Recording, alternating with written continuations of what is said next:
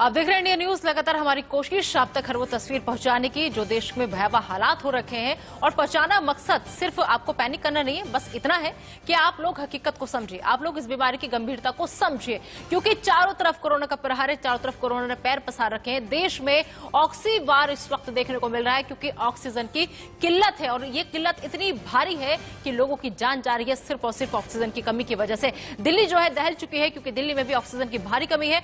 Hospital से जो है लगातार इन्फॉर्म कर रहे हैं, ट्वीट कर रहे हैं, हॉस्पिटल्स के बाहर बोर्ड लगा दिए जा रहे हैं कि ऑक्सीजन नहीं है, लिहाजा किसी भी पेशेंट का एडमिशन दिल्ली के अस्पताल में नहीं हो पा रहा है। महासंकट में महाराष्ट्र भी इस वक्त है, क्योंकि महाराष्ट्र का भी आंकड़े लगातार डरावने आ रहे हैं और दिल दहला देने वाले आ रहे हैं। और ऐसे में इस वक्त दिल्ली में भीषण ऑक्सीजन का संकट है। जयपुर गोल्डन अस्पताल की अगर हम बात करें तो इस अस्पताल में ऑक्सीजन की कमी से 25 मरीजों की मौत हो गई है। बाकी बड़े बड़े अस्पताल भी ऑक्सीजन की किल्लत से जूझ रहे हैं। आरएमएल अस्पताल से मेरे सहयोगी राहुल गौतम की ये आप रिपोर्ट देखिए।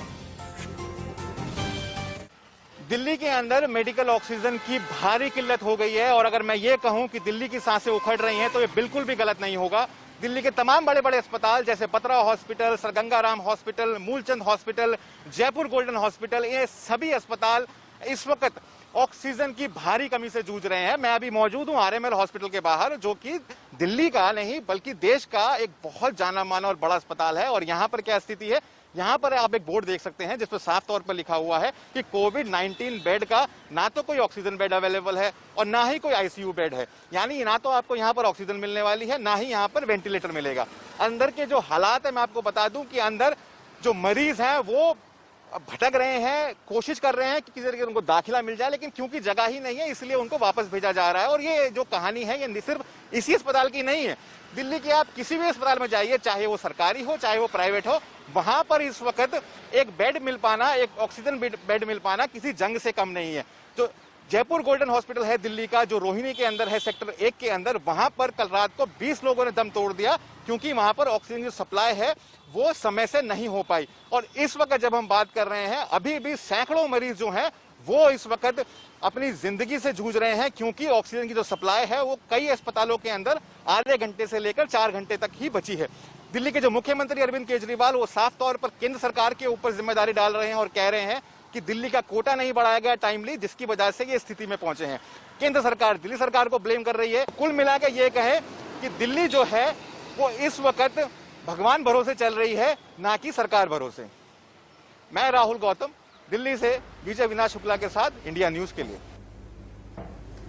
यूपी की राजधानी लखनऊ में ऑक्सीजन की किल्लत है, जिसकी वजह से मरीजों के तीमारदारों के बीच मारामारी मची है। तो वहीं काली बाजारी करने वालों पर सीएम योगी सख्त हो चुके हैं। ज्यादा जानकारी दे रहे हैं संवाददाता खुर्रम निजामी।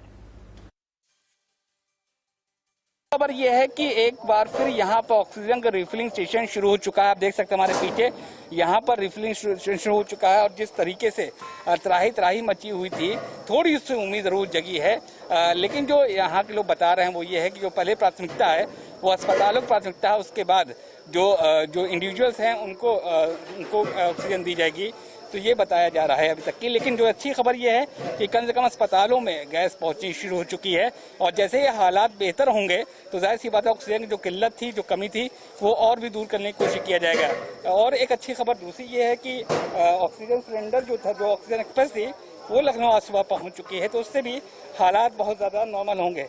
लेकिन इससे पहले क्या हुआ लखनऊ में वो बताना बहुत ज़रूरी है और समझना बहुत ज़रूरी है कि जिस तरीके से काला बाजारी शुरू हुई थी, एक सिलेंडर जो 700, 800 हज़ार का होता था वो 10-10 हज़ार, 16 हज़ार, 20 हज़ार तक बिका है।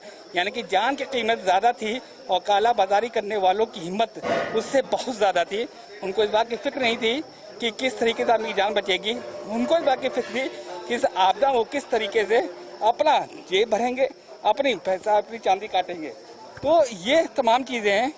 अच्छी खबर है, लोग यहाँ अभी परेशान जरूर खड़े हैं, लेकिन एक उम्मीद जरूर जगी है कि अब ऑक्सीजन मिल सकता है। वीडियो जर्नलिस्ट रोहित के साथ खुर्रम निजामी, इंडिया न्यूज, लखनऊ।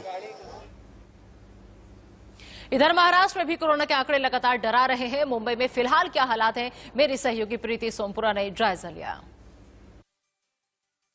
महाराष्ट्र में लगातार कोरोना के केस बढ़ते जा रहे हैं। कल 24 घंटे में जो है 67,000 जितने कोरोना के केस सामने आए थे। अगर मुंबई की बात करें तो मुंबई में करीब 8,000 जितने कोविड केस कल आए थे। अगर बात बात करें महाराष्ट्र की तो महाराष्ट्र में अभी भी जो है कई जगह पर जो है बेड्स अवेलेबल नहीं है। अगर मुंबई की बात करें तो मुंबई समेत पूरे महाराष्ट्र में जो है लॉकडाउन जारी है और काफी जगह पर जो है मुंबई पुलिस ने नाकाबंदी शुरू कर दी है।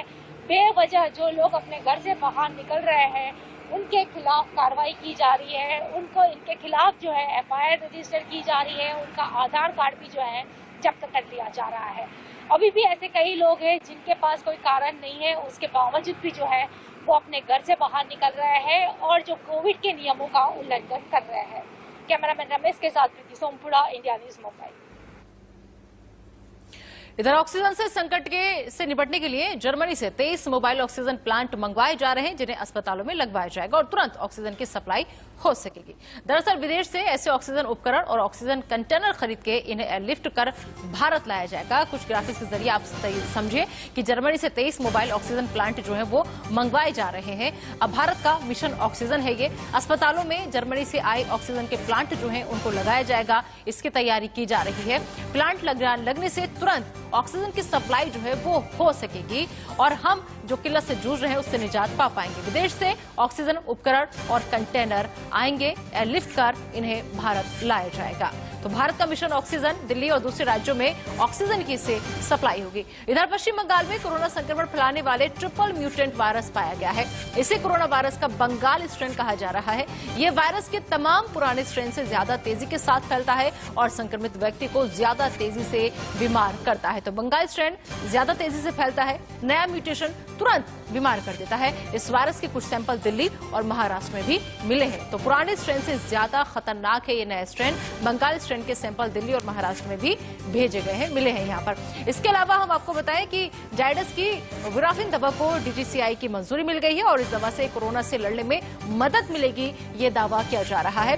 विराफिन दवा के नतीजे ट्रायल्स में शानदार रहे हैं। जो ट्रायल किया गया था वो नतीजों में शानदार साबित हुई है। जायडस का ये दावा है कि इसके इस्तेमाल के बाद महज 7 दिन में 91.1% कोरोना मरीजों का आरटी-पीसीआर टेस्ट नेगेटिव आया है। कंपनी का साथ ही यह भी दावा है कि अगर कोरोना होने के शुरुआती दिनों में विराफिन दी जाती है तो मरीज को कोरोना से उबरने में मदद मिलेगी और उसे कम तकलीफ होगी। ये दवा सिर्फ डॉक्टर की सलाह के बाद ही किसी मरीज को दी जाएगी। इसे अस्पतालों में उपलब्ध करवाया जाएगा। तो फिलहाल 1 हफ्ते में कोरोना नेगेटिव करने वाली दवा ये देखने वाली बात होगी। जायडस की विराफिन दवा है ये। दरअसल आपको बता दें कि ये जो है ऑक्सीजन की कमी का संकट जो है उसको दूर करने में कामयाब रहेगी। 250 मरीजों पर इसका ट्रायल किया गया है। 7 दिन में आरटी-पीसीआर नेगेटिव आया है उनका। ऑक्सीजन का इस्तेमाल 84 की जगह सिर्फ 56 घंटे बढ़ती उम्र के साथ कम होती है। बता दें कि इंटरफेरॉन अल्फा बनाने की क्षमता है इसमें। सिंगल डोज से इंटरफेरॉन में मदद मिलेगी और इंटरफेरॉन वायरस को रोकने में कामयाब रहेगा।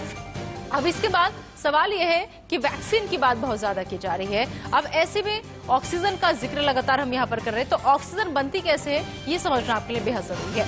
ऑक्सीजन उत्पादन का वैज्ञानिक तरीका काफी जटिल है।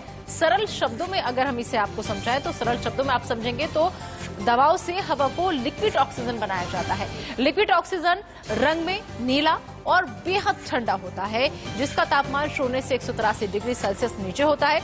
यानी ऑक्सीजन 183 डिग्री पर ही उबलकर गैस में बदल जाती है। तो कैसे बनती है ऑक्सीजन ये आपने समझा। आपको हमने ग्राफिक्स के जरिए समझाया कि ऑक्सीजन जो है वो कैसे बनती है। अब इसके अलावा सवाल ये है कि रोजाना कितनी ऑक्सीजन की जरूरत है। तो किसी भी शख्स को सांस लेने के लिए हर मिनट 7 से 8 लीटर हवा की जरूरत, यानी रोजाना करीब 11,000 लीटर हवा की जरूरत एक शख्स को सांस लेने में होती है। सांस के जरिए फेफड़ों में जाने वाली हवा में 20% ऑक्सीजन होती है, जबकि छोड़ी जाने वाली सांस में 15% ऑक्सीजन रहती है। यानी सांस के जरिए भीतर जाने वाली हवा की मात्रा 5% इस्तेमाल होती है। तो रोजाना कितनी ऑक्सीजन की जरूरत है आपको हमने समझाया। फिलहाल इसी रिपोर्ट के साथ एक छोटा सा ब्रेक, लेकिन आप बने रहिए इंडिया न्यूज के साथ।